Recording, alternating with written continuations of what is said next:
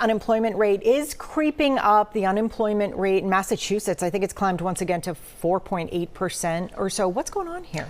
I think it's a combination of a bunch of things. I think something that's very rare, real out there is artificial intelligence and impact on entry-level jobs. It's taking jobs away. I've never had a year where I've had so many young people calling me up, whether it's for internships, whether to help find them a job.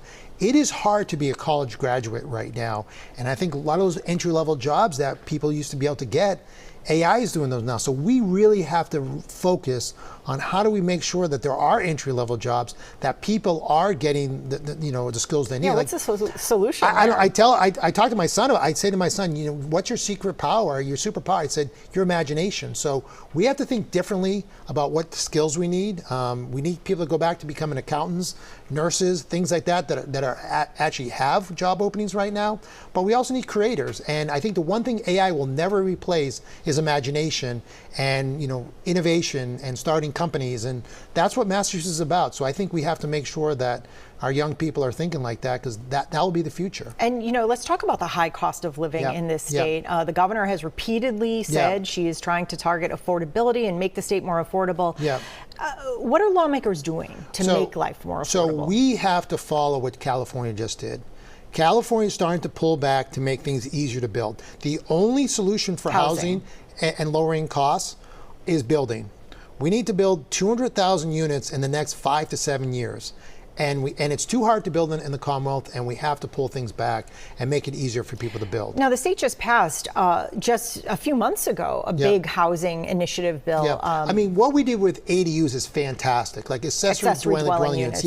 That is great, because that's going to help. I'm in the sandwich generation where I have my young kids going to come back after college. I have my parents. So if I put an ADU on, maybe my kids kick me out and they put me in there, or who knows what. But the point is, it's just going to add more units. And I think that's a great thing. We have to do more things like that in housing to try to increase. That takes time, though, doesn't it? Housing takes time. This is a 10-year goal that we have to have. We have to change the way our costs are here in the state. We have to get cheaper energy costs, we have to get cheaper transportation and more reliable transportation, and housing costs have to go down too. So this is not going to change in a year or two, but if I'm sitting here 10 years from now, I don't want to be asked that question about housing costs. We need to lower costs. And there is the MBTA Communities Act.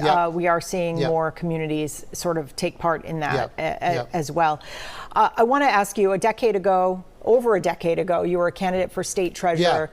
You still like what you're doing now? Or are you looking ahead and maybe considering another run? The big horizon coming up for me is I'm the 8th grade youth football coach at Andover. I'm very excited about coaching.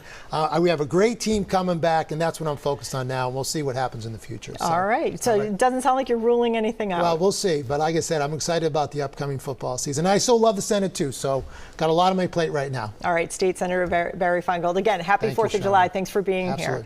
Boston's race for mayor turns its attention to Mass and Cass, and Senator Markey builds support for his next run. Why the location of new endorsers has some people talking. Our political roundtable is next.